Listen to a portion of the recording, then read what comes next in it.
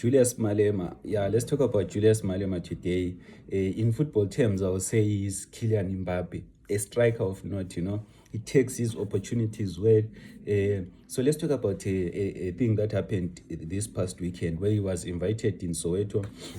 He was invited to be a keynote speaker there and he delivered.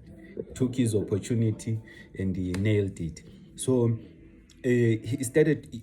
By the way, this was necessary. There was a lot of things going on about him, about his organization here to clear the air a little bit. So as a striker, like I'm saying, he had a chance and he took it. So he started to talk about how he built the church with this guy Jacob Zuma, how it's funny that today they are enemies, but they built a church, and he talked about how he's still a member of that church, how he's still paying the subscriptions of the church and all.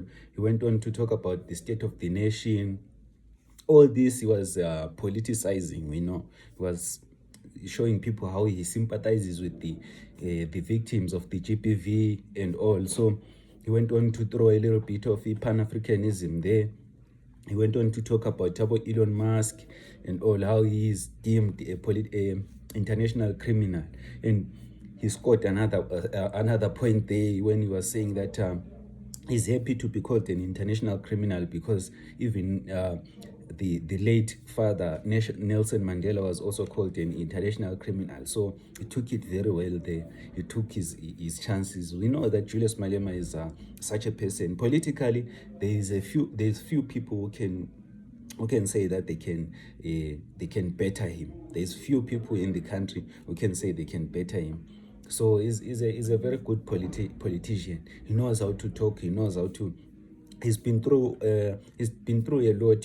He's been through his time where people loved him. He's been through the time where people didn't like him. Now you can hate someone until you love him. So I believe that at this time, this is the time that Julius Malema starts gaining love from the people.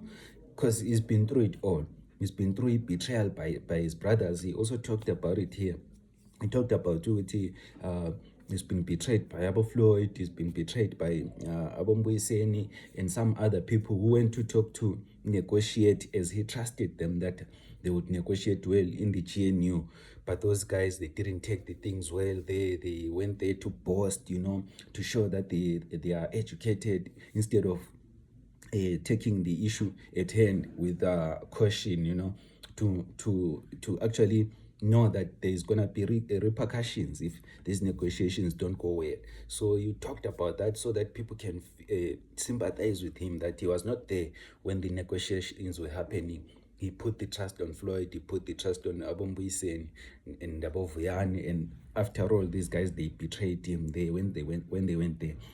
Although Floyd, this was actually raised by Mamunomvula Mokonyane on SMWX, where she said that where she was talking about the negotiations. I cannot divulge everything. You can go to SMWX there to listen to Mamunomvula Mokonyane. Unfortunately, she didn't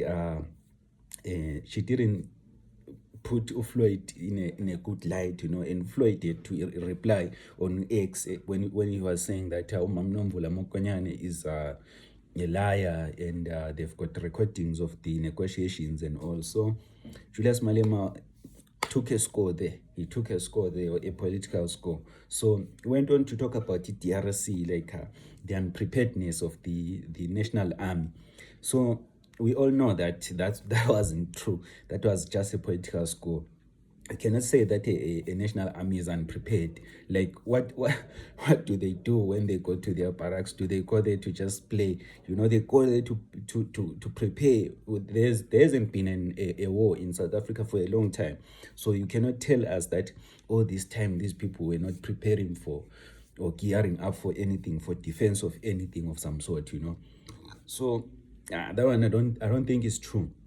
It can be true, but I don't think so, because when you check some things like South Africa has got the best naval fleet and has got the best naval defense in Southern Africa. So you cannot say that such an army that's got such splendid wings are unprepared.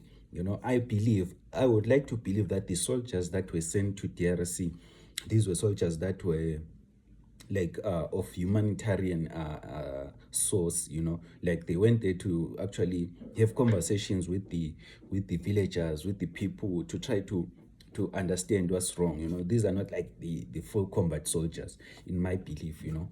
So I believe that they have like a formal training. You cannot be a soldier without any training. They have a formal training where they train like defense, like basic things, you know. But these are not like full blown combat soldiers. These are like humanitarian soldiers, like peacekeepers, you know, if you get me. So I believe that Julius Malema had to take a score there, and he took it. So this guy, is a seasoned politician at this point. He's very seasoned, you know.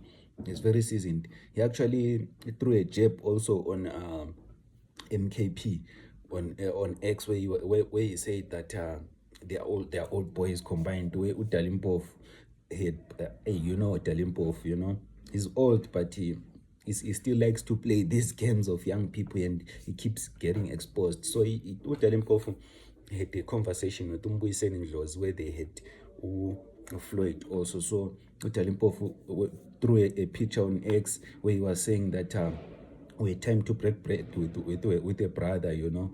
He was like throwing jabs on EFF where he was like, we are together with this brother. We need to write a book like with the heading The Three Betrayers. It was petty.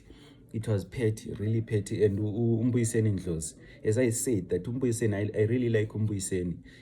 He didn't waste time. He went on to say no, to reply to a tweet this guy Limpopo, and say, this is petty. I denounce everything about this tweet. I don't buy, or I don't actually have anything to do with this tweet that Utali had thrown in. So I like what Umbuyiseni did there. So by the way, those are also scores for Umalema. So it shows that this guy at this moment is only going up. He's only going up politically. He has been through all the trials and tribulations. I think now he's on his path to go to probably being a president of South Africa.